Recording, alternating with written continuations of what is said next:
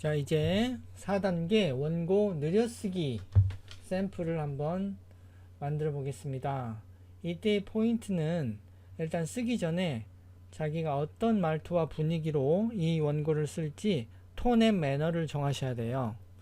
그때 포인트는 구체적인 한 명을 떠올리시면서 그 사람에게 직접 대화하듯이 말하는 느낌으로 쓰라는 거예요. 내 기분이나 소감을 표현하는 것은 굉장히 중요합니다. 주의할 점은 문인형으로 영감이 떠오를 때까지 기다려야지 라는 그런 식의 태도예요. 시나 소설, 에세이, 감성 에세이 같은 걸 쓸 때는 그런 식도 괜찮지만 대부분 실용적인 글쓰기에서는 그런 태도는 적입니다. 적. 그리고 글을 쓸 때 주장만 하지 말고 글의 꼭지 구성 4가지 세트를 이따가 말씀드릴 텐데 주장만 있으면 재미가 너무 없으니까 거기다가 근거도 대시고 예시도 집어넣고 추가적인 자료도 집어넣고, 그러니까 글의 꼭지 구성은 이 4가지 사총사를 한 세트로 생각하시면 좋습니다. 그리고 인터넷 등에서 찾은 자료를 내 말투로 바꿔서 인용을 하는 그런 방법도 알려드릴 거고, 자료를 모으고 보충하는 방법, 그리고 책을 빠르게 다독하면서 자료를 물색하는 레오장만의 듣기 독서법도 알려드릴 겁니다. 그때 자료 정리도 마인드맵으로 하면 좋은 이유를 레오장식으로 설명을 드릴 거고요. 실제 쓰다가 실명이나 가명을 쓰게 되는 경우가 있는데 그런 요령도 알려드리겠습니다. 또 단순히 평서문으로 쓰지 않고 질문형으로 쓰는 법이랄지,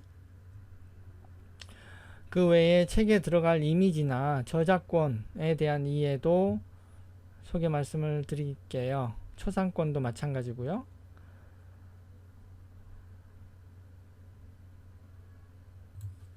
자, 그러면 실제로 느려쓰기 시작해 보겠습니다.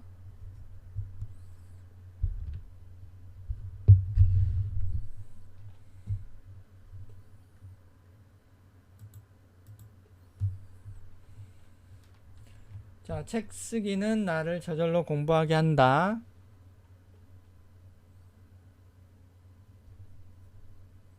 자, 톤의 매너를 먼저 정해야 됩니다. 이다 라고 할 것이냐, 저는 편안하게 저에게 익숙한 말투가 이에요, 입니다, 것입니다 이렇게 너무 딱딱한 포멀한 표현보다는, 완전한 경어체보다는 저는 중간적인 경어체, 약간 인포멀한 경어체를 좋아합니다. 그래서 이에요, 했어요, 맞죠? 이런 식으로 톤 앤 매너를 정했습니다. 그렇게 쭉 써갈 겁니다.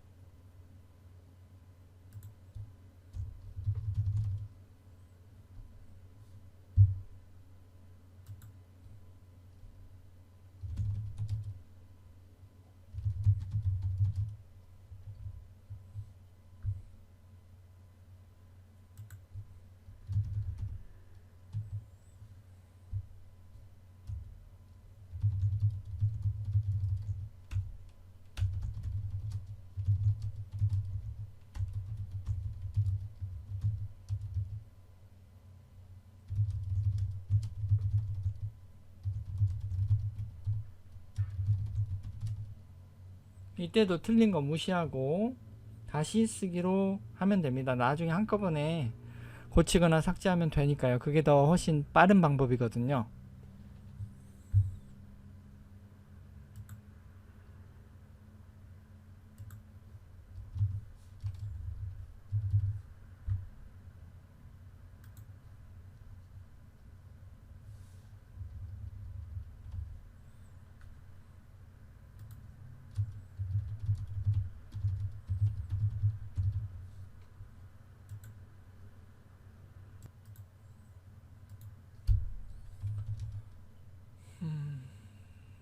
실명을 거론해도 되는 좋은 사례면은 굳이 숨길 필요는 없죠. 그래서 현대건설, 삼성전자, 대우그룹 등에서 높으신 분들을 영어를 가르쳤습니다.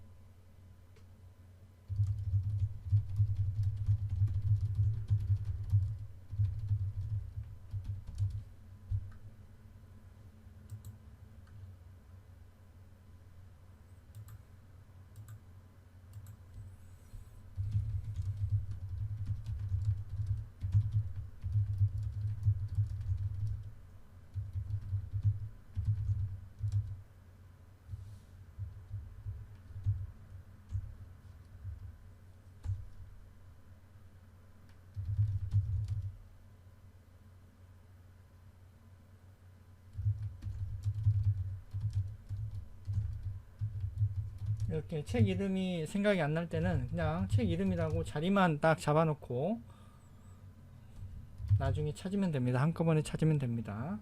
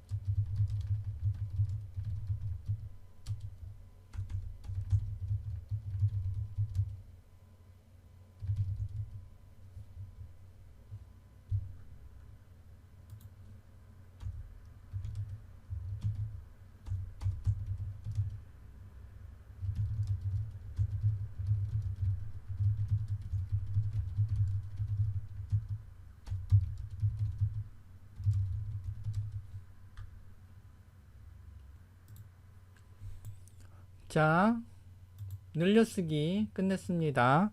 이때의 포인트도 뭡니까? 이때도 마찬가지로 오자 탈자는 별로 신경 쓰지 마세요. 오탈자는 한꺼번에 나중에 이동시키거나 고치거나 삭제하는 게 훨씬 더 빠르거든요. 그래서 오탈자는 무시하시고 그냥 추가로 늘렸을 말만 최대한 신경을 집중해서 쓰시면 됩니다. 여기서도 그렇게 했죠? 일단 톤 앤 매너를 요 채로 다 맞췄죠. 책쓰기의 첫 번째 효용이에요. 정리가 돼요. 이거 안 썼네. 뭐 알 겁니다. 돼요. 자신이에요. 말이죠. 뭐 이렇게 말인죠. 이렇게 오타난 거 여기서도 그냥 무시하시면 돼요. 나중에 이렇게 한꺼번에 고치면 금방 수정이 되니까요. 이런 띄어쓰기도 지금 단계에서는 신경 쓰지 마세요. 나중에 한꺼번에 이렇게 땡기면 금방금방 되니까. 이런 게 중요한 게 아닙니다. 진짜 중요한 것은 톤 앤 매너에 맞춰서 요 채로 지금 다 통일을 해주는 작업 이거 했고요. 한 명에게만 구체적으로 얘기하듯이 여러 명의 대중에게 막연하고 모호하게 얘기하는 게 아니라 한 명만 콕 찍어서 얘기하는 듯한 그런 말투로 계속 말을 하고 있죠. 그리고 기분이나 소감도 같이 표현해주면 좋다고 했습니다. 여기다가 자기가 가르치는 내용에 가장 큰 혜택을 보는 이는 바로 나 자신이라는 말이죠. 정말 감사한 경험입니다. 이런 소감 표현해 줬습니다.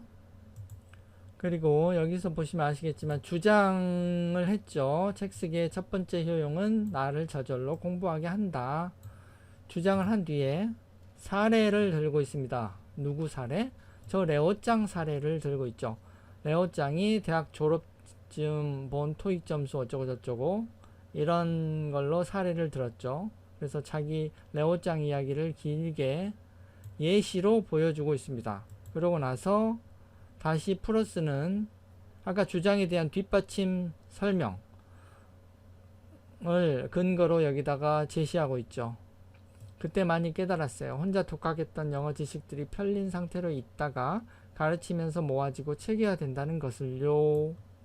책쓰기도 마찬가지 과정이라서 비슷한 수혜를 자기 자신이 가장 먼저 보게 된다. 이렇게 논리를 계속 보충하고 있죠. 그렇습니다. 그리고 과거에 흩어졌던 지식들을 모으는 것도 유용하지만 이제 앞으로 하고 싶은 공부에 대해서 쓸 때도 책 쓰기가 좋습니다. 라는 주장, 두 번째 주장을 하고 나서 사례로 한근태 저자의 경우가 그래요 라고 예시를 또 들고 있죠. 그러면서 그분의 이야기를 구체적으로 들고 있습니다. 그분은 뭐 공부해가면서 책을 쓰시는 경우가 많다. 그리고 실제 어떤 고유명사 이름이나 실명을 거론할 때 생각이 안 나거나 나중에 한꺼번에 찾으면 되는 것들은 이렇게 책 이름을 찾느라고 인터넷을 방황하지 마시고 이렇게 써놓으면 됩니다. 책 이름, 책 이름. 나중에 한꺼번에 찾겠다. 그래서 빨간 색자로 이렇게 표시해주면 좋죠. 그러고 나서 아까 제가 강의했던 곳들 이런 건 바로 생각이 나서 미리 적어놨죠. 현대건설, 삼성전자, 대우그룹 등에서 라고. 이런 건 뭐 나쁜 평가가 아니기 때문에 그대로 실명을 써줘도 됩니다. 그리고 여기다가 사진이나 이미지를 놓고 싶으면 사진 삽입 이렇게 적어 놓으시면 됩니다. 그리고 레오짱 영어 강사 시절 사진 뭐 이런 식으로 적어 놓으시고 잘 보이게 형광펜 처리 등을 해 놓으시면 좋습니다. 이런 식으로 한 꼭지가 구성이 된 겁니다. 지금까지 느려서 쓰기, 분량을 늘려서 쓰기 단계가 어떻게 실제로 진행이 되는지를 생생하게 보여드렸습니다. 추가적인 자료를 찾아서 보강하고 싶으면 이 단계에서 예를 들어 뭐 가르치면서 배운다 라고 한번 쳐봅시다. 그러면 이런 거 뜨죠? 교학상장이라는 게 한자가 바로 나오네요. 이건 무슨 고입 뉴스라는 그런 신문기사의 일종인데 저는 이 사례는 쓰지 않고 그냥 여기 교학상장이라는 이 개념만 갖다가 한번 써보겠습니다. 자, 제 원고에다가 아까 교학상장 복사한 걸 뭐 이쯤에다가 너무 크다. Ctrl Alt V를 누르면 서식 없는 걸로 붙여놨습니다. 그래서 교학상장 이런 한자어를 하나 얻었으니까 여기다가 이게 보편적인 진리라서 뭐라고 말을 쓰는 거죠.